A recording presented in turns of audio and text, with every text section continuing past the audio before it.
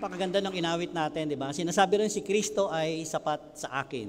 Is it truly enough that Jesus Christ ay sapat nga talaga sa buhay natin? May papakita akong picture sa slideshow natin. Ano nakikita natin, di ba? Parang isang room, isang kwarto. Sino nakapanood dito ng War Room? It was a very, maganda siyang istorya. Ito yung kwarto ng isang matandang babae na yung kanyang closet, ginawa niya siyang prayer room. So ang title ng pamagat ng movie na ito ay War Room.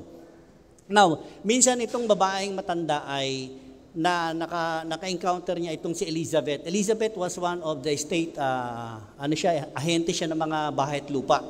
Ang asawa niya si Tony. And they were very rich, no? Yung kanilang pamilya ay mayaman talaga because of yung jobs nila, yung trabaho nila ay maganda.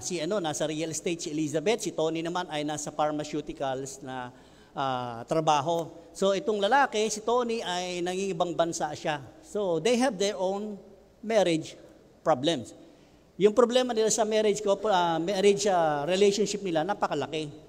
Now, na-meet niya minsan itong matanda at parang sinasabi niya, ibebenta mo ba yung bahay mo? So the old woman, tinanong siya ni Elizabeth, sa anong parte ng bahay mo ang pinakagusto mo? At itong pinakita kong closet, ibig sabihin, isang maliit na kwarto lang. At doon niya isinasabit yung mga prayer request niya, yung mga ipinapanalangin niya. Ang sabi niya, yung closet ko, yun ang pinakapaborito kong lugar ng aking bahay.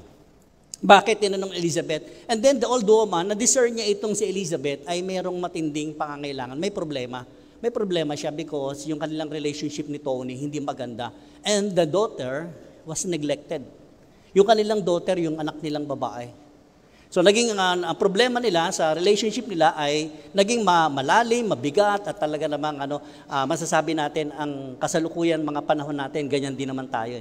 Sobrang busy sa trabaho minsan, ang daming nane-neglect, ang daming napapabayaan. And this War Room, isa sa magandang istorya nito, yung kanilang pagiging mag-asawa. Diyan makikita natin yung director. Ang ganda ng sinabi ng director, may comment siya. Ang sabi niya, we called it War Room because like the military, we should seek God. Prayer. Seek God, prayer tayo for the right strategy before going into combat. Sa gera naman talaga, tingnan niyo sa mga gera. Ang totoong nagwawagi, hindi naman yun nasa battlefield. Remember, ang dami nating nakita doon sa Middle East, si Saddam. Yung mga Amerikano, nung nilusob nila, they were in the boardroom. Nasa loob sila ng isang conference room and all the generals was there, seeking strategy, paano nila lusubin yung isang lugar.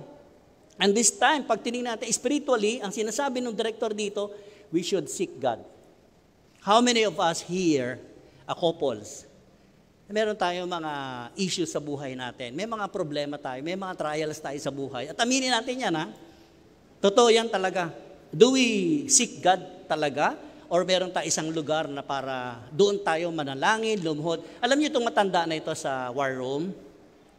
Sabi niya, kapag ang laban mo sa buhay ay wala sa tamang paraan, wala sa tamang lugar, wala sa tamang paglapit sa Diyos, talunan ka. And same here, sinasabi rito, going into combat, by combat, sabi ng director, I mean, daily issues we face in our lives or in our culture. At totoo naman talaga, marami tayong issues na hinaharap sa buhay natin. Araw-araw po yan. Kaya sabi rito, nung matandang babae doon sa kay Elizabeth, yung real estate representative, sabi niya, kaya ka laging talunan, alam mo kung bakit? Kasi wala ka sa tamang lugar, walang tamang weapon. There is no such a correct weapon para harapin yung mga issues ng buhay mo. And so tayo rin naman talaga ganon. If we are rely on our own strength, yes, mayaman ka, meron kang lahat, pero pag may mga issue sa buhay ninyong pamilya, pag-asawa, ang hirap pong harapin kapag walang tamang weapon na gagamitin natin sa ating mga buhay. I came to a conclusion. The next slide you will see, ito yung nakita ko dito sa War Room at saka yung isi-share ko sa inyong message today. Ang sabi rito, with God alongside, victory is on your side. Parang sinasabi sa Tagalog, kapag si Kristo ay nasa tabi natin, and the journey of our faith in Christ Jesus, when Jesus is alongside, sigurado tayo mga kapatid, victory is on your side, victory is on my side. Ako parang tinitingnan ko, pinag-aaralan ko. Ang war room ko ngayon tinatawag ko yung kotse. Kasi yung kotse niregalo sa akin ng misis ko. Doon ako sumisigaw. Every time nag-iisa ako, sinisigaw ko rin kung ano yung tunay na nararamdaman ko. And that is my war room. May tamang lugar, may tamang pwesto. At doon ako nananalangin talaga. Lahat ng sakit, hapdi. Doon ko sinisigaw. Mag-isa lang naman ako, aircon, sarado. Pero mo, minsan tumatakbo ko ng 80 kilometers, ang tuling ko, di ba? Sisigaw ko, I miss you. That's it. Namimiss ko talaga yung asawa ko. But here, I came to a conclusion. Sabi nga, with God alongside, victory is on my side. Palakpakan natin ang Panginoon. Di ba tama? Kapag si Kristo nasa tabi natin, asahan mo kapatid, victorious ang buhay mo. May failure, yes. Totoo, may failure tayo, pero with Jesus alongside, ang kasunod po nun ay victory. Di ba sabi ni Paul, we are not only victorious, but we are conqueror, more than conqueror tayo.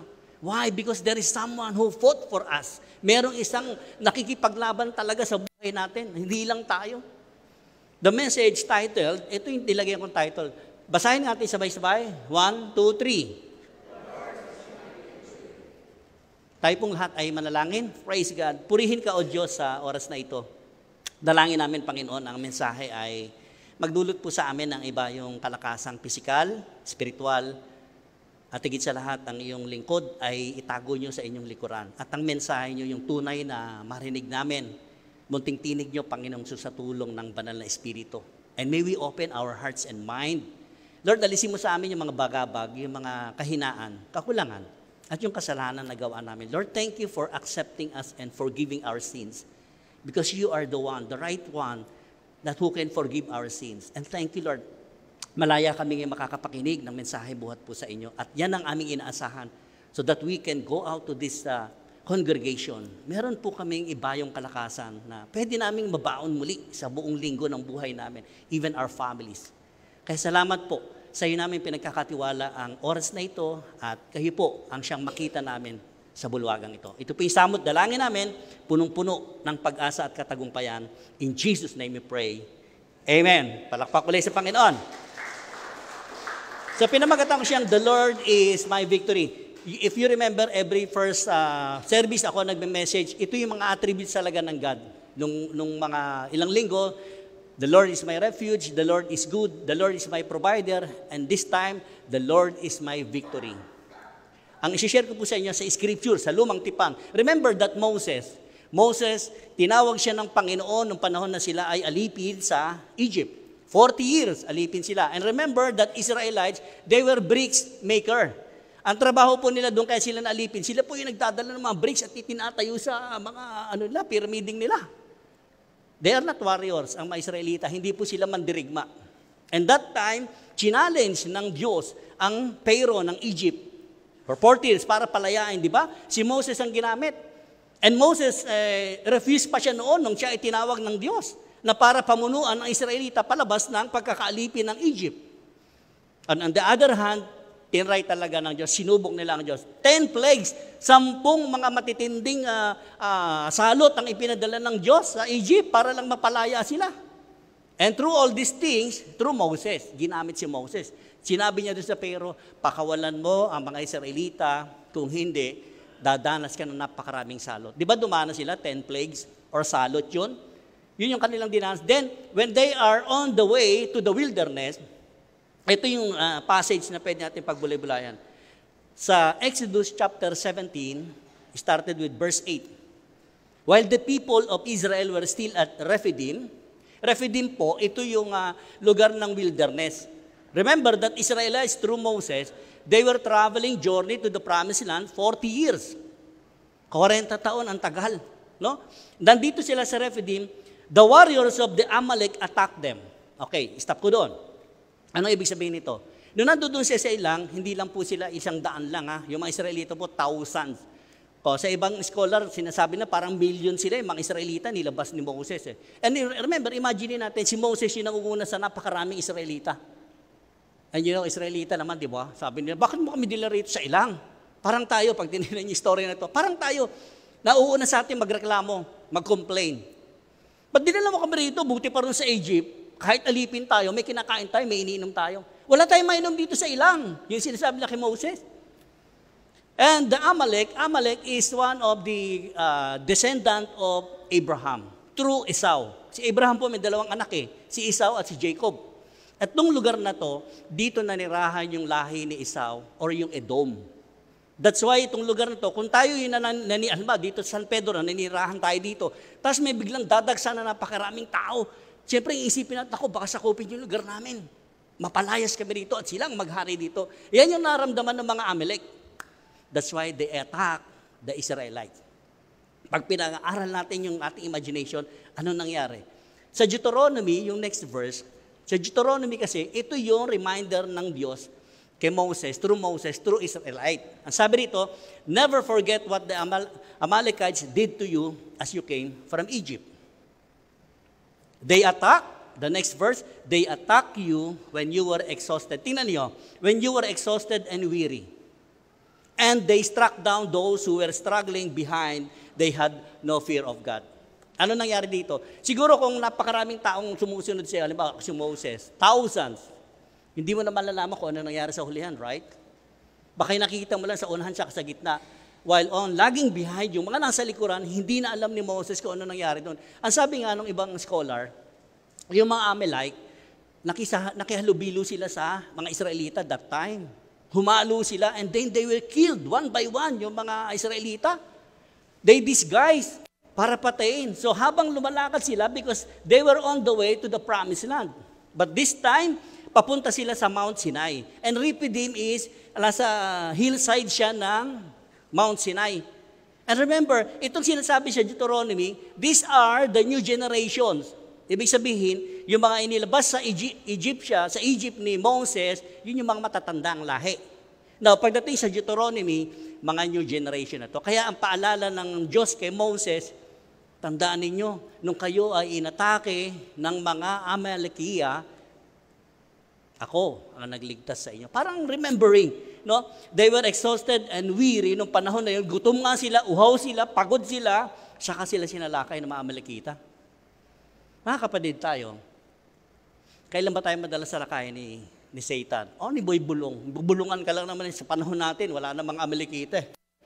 Boy Bulong ang tawag natin. How many times na kapag tayo ay sinasalakay ng Boy Bulong? Dako! Yan ang nga ba sinasabi ko attend ka kasi ng church nyo. No? Maraming ganun katotohanan lang, di ba? Pagka ikaw mahina. Pagka ikaw ay exhausted ka, napakarami mo mga iniisip. And also, struggling ka doon, lagi kang nahuhuli sa mga pangyayari sa buhay mo. Ganyan ang ginawa sa mga Israelita nung panahon na yon. Kasi, nauna pang magreklamo sa kanila. They were complaining. And Moses, alam niyo ginawa ni Moses, di ba? Ginanon lang niya yung rod niya sa tubig. Naging inumin ng tubig Ay, yung bato, pinupok niya, lumabas ang mainom na tubig. And then manna came. And then yung mga pugo, quail. Right? Sa umaga, manna, sa gabi, quail. Lahat po yun. At nilililiman pa sila. Pero sa kabila ng lahat lang yun, nandoon pa rin yung reklamo ng mga Israelita. Parang wala silang kakontentuhan. Yung next verse, Exodus 17:9, ibabalik ko. Ito ngayon, Moses commanded Joshua. In Exodus chapter 17, this is the first time that we saw or hear Joshua came. Sino si Joshua? Hindi naman natin kilala talaga, hindi naman na details dito. Now, only Moses, he knows personally Joshua. Ang sabi dito, choose some men to go out and fight the army of Amalek for us. Siyempre, pwede natin consider, si Joshua is a fighter, warrior talaga siya. Kaya siya ang pinapipili ni Moses para mamili ng mga tauhan niya. And Joshua was the chief of the warrior. Siya talaga yung magaling sa mga labanan. Kaya siya ang pinili ni Moses. And remember, at the end of the story, si Joshua talaga ang nakapasok sa promised land, hindi po si Moses. Sa anumang kadahilanan, meron ding kadahilanan dyan. But next verse. Ang sabi ni Moses, tomorrow, I will stand at the top of the hill, meaning the Mount Sinai, holding the staff of God in my hand. Remember that sinabi rito, the staff of God. Si Moses, nung siya ay tinawag ng Panginoon, I'll show some pictures. In burning bush, alam niyo po yung burning bush? Nung tinawag siya rito, wala siyang staff. Staff yung tungkod. Parang shepherding, di ba? May mga tungkod, may pamalo. nung tinawag siya sa burning bush, yan yung ginamit niya, yung staff. Sabi ng Lord sa kanya, kunin mo yung kahoy at yan ang gagamitin mo sa pagliligtas sa mga Israelita. The same staff. The next picture.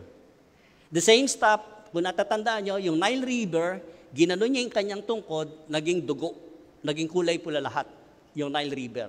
And that is the staff of God. Not only for Moses. Kinaklaro ko lang. Kaya sinabi rin sa verse kanina, the staff of God. May gamit siya.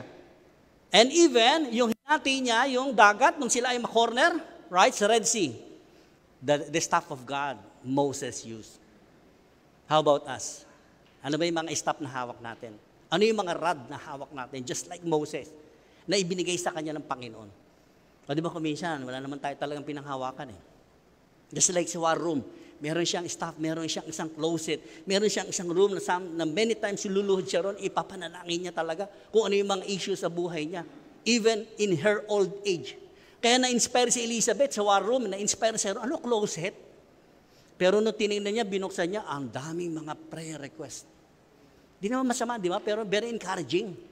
Yung meron tayo isang lugar na kapag tayo ay punong-puno ng problema or even you are so blessed, doon ka umuupo, doon ka lumuluhod at sinasaysay mo sa Panginoon with intimacy sa Panginoon, sinasabi mong lahat, kung may issue ka man o wala kang issue sa pamilya mo, sa trabaho mo, sigurado naman ako meron tayong lahat eh. Hindi tayo masisiro. Lahat tayo may issue sa buhay. Just like Moses. Exodus 17 verse 10. Ito nangyari. So Joshua did what Moses had commanded and fought the army of Amalek. It was a very interesting. Si Joshua sumunod din naman kay Moses. What if? May mga what if minsan, di ba? What if Joshua did not obey Moses? Sinabi ni Moses, ano mangyayari? Di wala, talunan silang lahat, ubos silang lahat doon. Pero dahil sinunod niya si Moses, ito ang mangyayari. 17:10. Meanwhile, sumunod si Joshua, lumaban sila. Meanwhile, Moses, Aaron, and Hur climbed to the top of a nearby hill, which is Mount Sinai. Di habang nakikipaglaban sina Joshua, itong si Moses, sinama niya si Aaron, yung kapatid niya, at yung si Hur na isang Levita, para pumanik sila sa mountain hill, doon sa Mount Sinai. Ano ginawa nila? While on the other hand, sila Joshua nakikipaglabanan sa mga Amalekita. Ganun ang labanan, ganun ang istorya nito. And then sa 17:11, as long as Moses held up the staff in his hand. Remember that Moses, yung staff niya, laging itinataas yun. At ito yung scenario dito sa Mount Sinai. The staff in his hand, the Israelites had the advantage. Ang ganda, no? Nakita niyo yung point.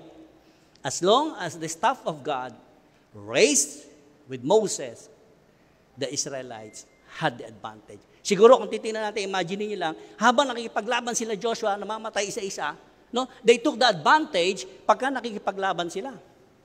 Parang sabi ko kanina, ang mga military, yung mga generals dyan, nakaupo lang sa conference room yan.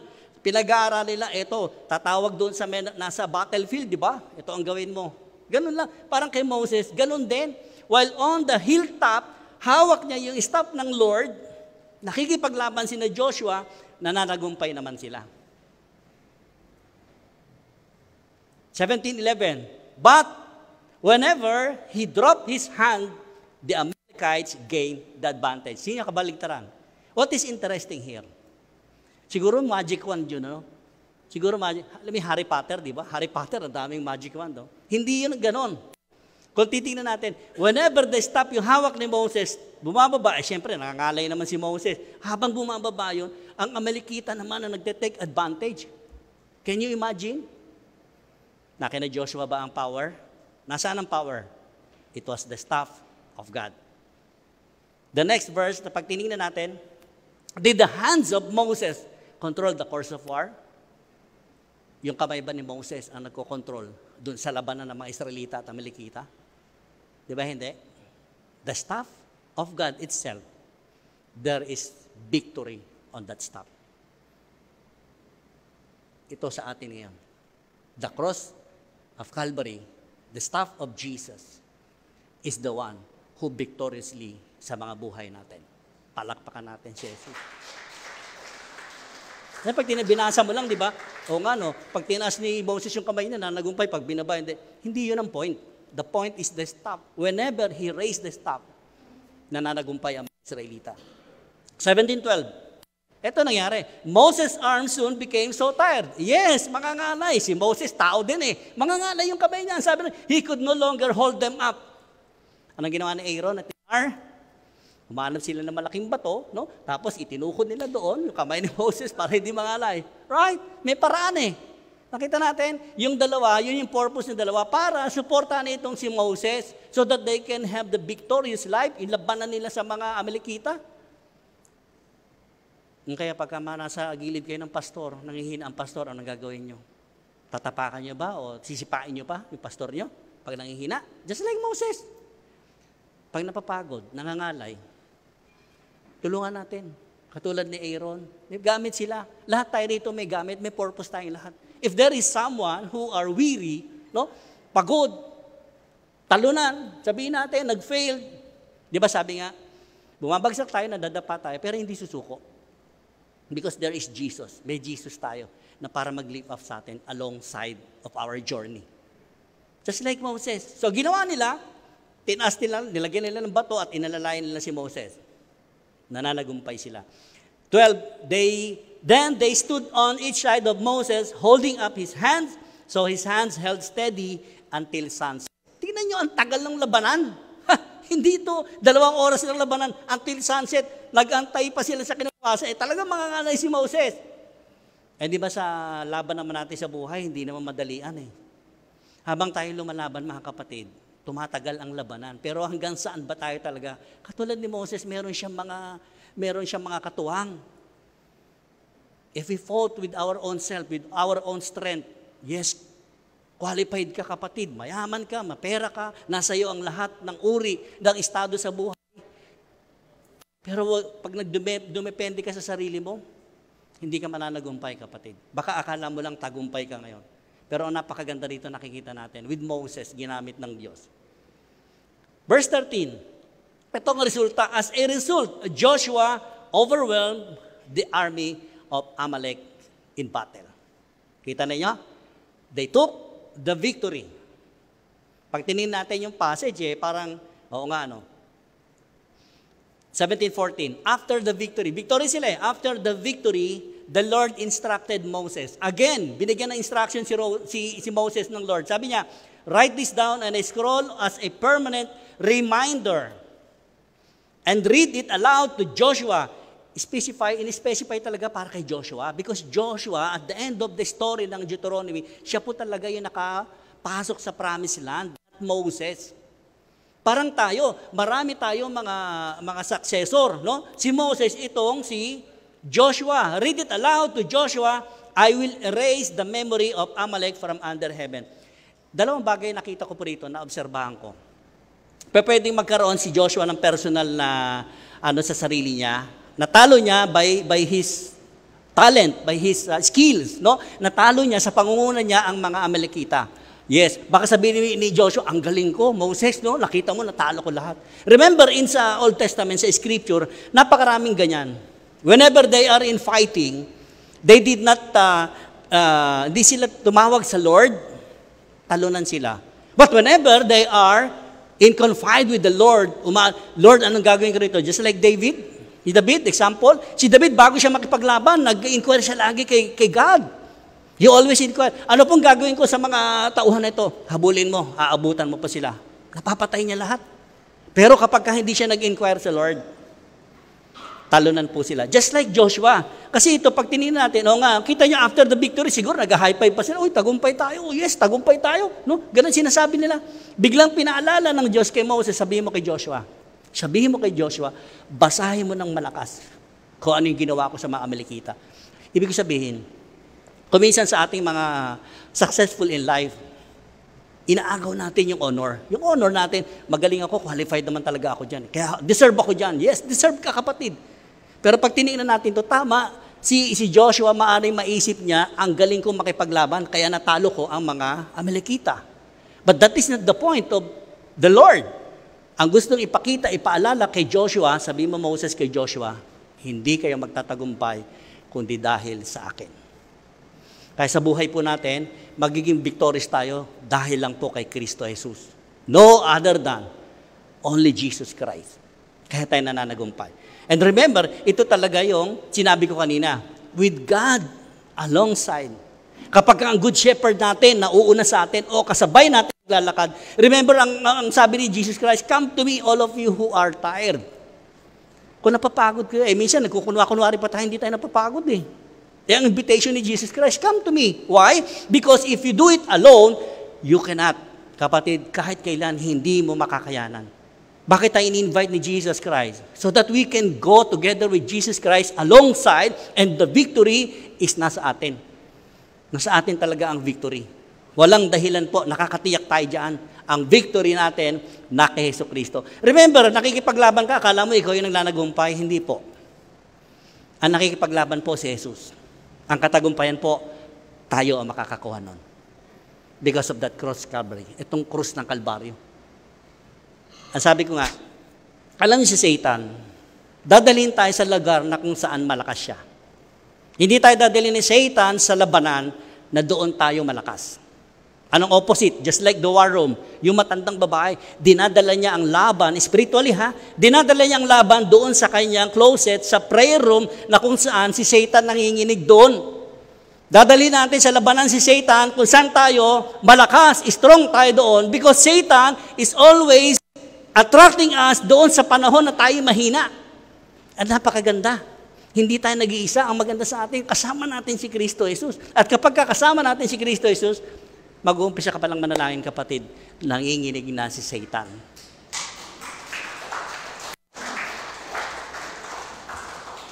Dinadanas ko talaga yan. Minsan talaga, nadidepress talaga ako. Pinipin down talaga ako ni Satan.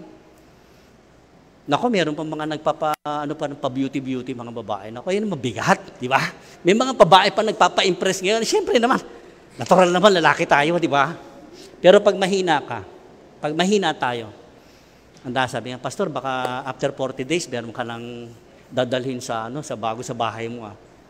No? Di ba? May mga ganon. Natural yung lalaki tayo. But sabi nga, pagkakasama natin si Kristo Jesus, there are things talaga na hindi mo kaya pero makakaya mo because the power and strength that comes from the Lord Jesus Christ, yun ang magbibigay sa'yo ng katagumpayan. But with your own self, you cannot. Moses built an altar, sabi rito, doon sa Mount Sinai, there and name it Yahweh Nisi. Di ba may nababasa tayo minsan, Yahweh Nisi? Ang ibig sabihin pala, the Lord is my banner.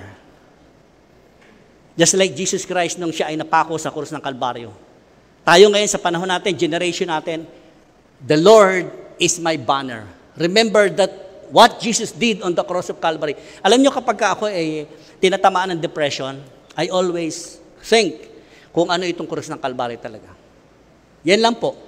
Wala ko ibang naiisip na mas matibay para ako ay maging strong. Lagi ko iniisip, oo nga, kung ano yung ginawa ni Kristo Jesus sa krus ng Kalbaryo. That's why it is empty. Dinala ni Kristo Jesus ang laban dito sa krus ng Kalbaryo, mga kapatid. Hindi niya nilaban, hindi siya nakapag-wrestle ng physical, Dinala ni Kristo Jesus sa krus ng Kalbaryo ang laban. Sino na nagumpay? Tayo, ng mga tumanggap at kumilala kay Kristo Jesus that He is victorious on that cross. That's why empty. Kaya lagi ko sinasabi, nga Lord, ang sabi ni Lord, come to me all of you who are tired, sampay mo lang sa krus ng Kalbaryo, anak.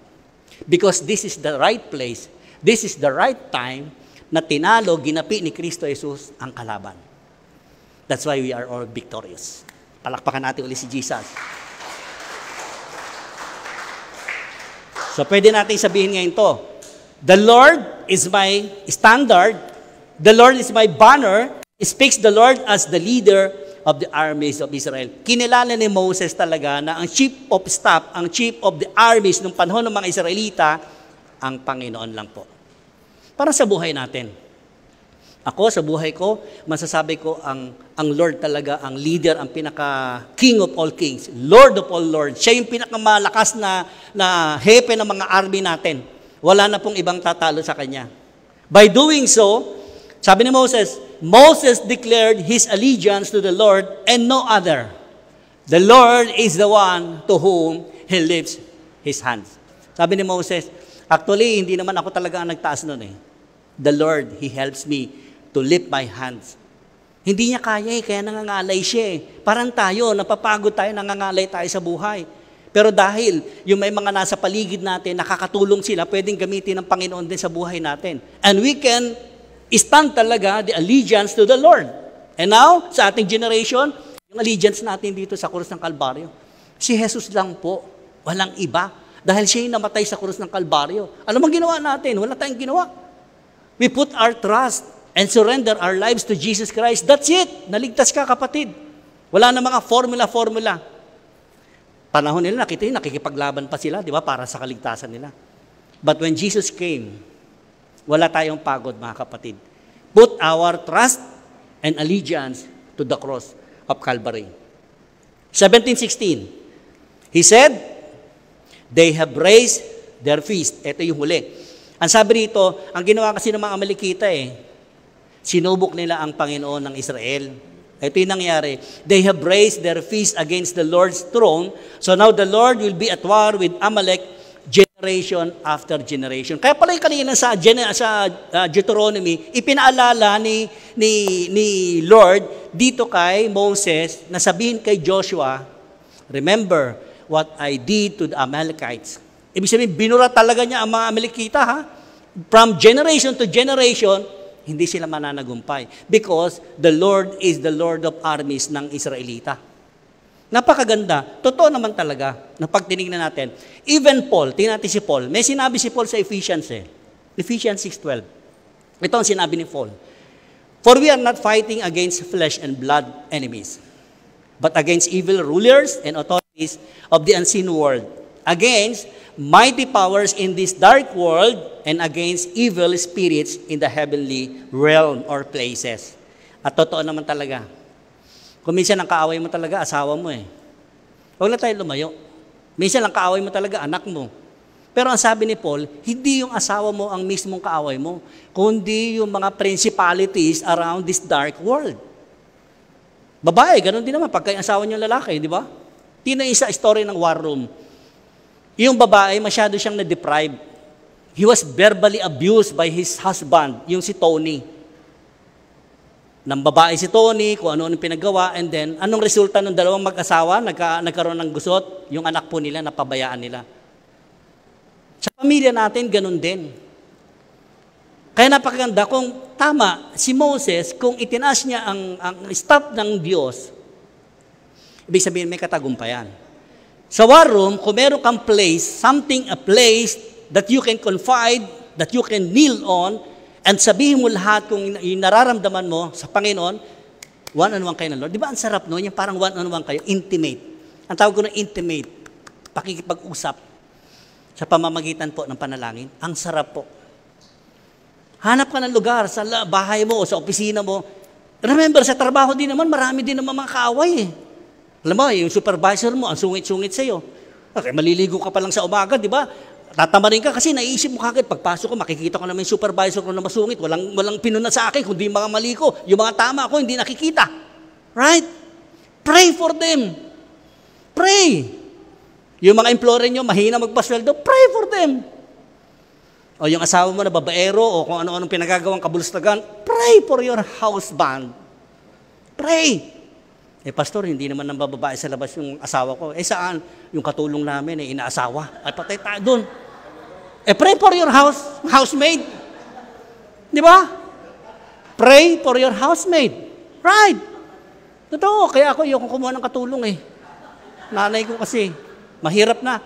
Kita nyo, may wisdom kasi. How many times did you pray for your spouses? And how many times praying for your biyenan?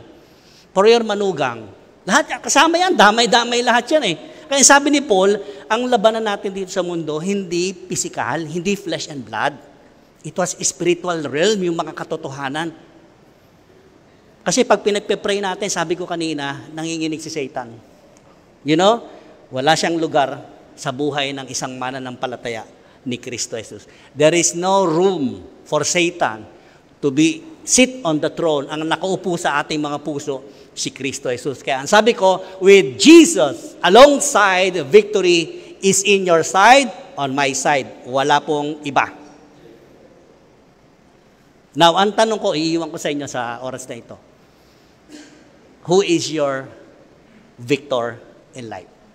Sino ba si Victor? Ay, yung taga-ano dito, yung lasenggero, si Victor. Hindi po yun, ha? Who is your victor in life? Seriously speaking, sino nga ba victor sa buhay natin? Yung asawa ko ba? Hindi yung asawa ko, kinuha ni Lord, gumraduate eh. Kasi kung sa asawa lang ko, umasa ako, siya ang victory ko, wala. Talunan ako ngayon. Wala na siya. Right? But Jesus is the victor in my life. May forever tayo. Palakpakan natin si Lord. Di po ba ang sarap? Ang sarap naman talaga. Kung sa asawa natin, wala tayong makita talagang forever. Totoo naman yan. Pero pagka si Lord, ang ginawa mong victor mo, victorious ka talaga. Hold fast to your banner. Jesus is our victor. Yung dala-dala natin yung banner. Now, yung ending ng war room. So, na-sharean yung si Elizabeth.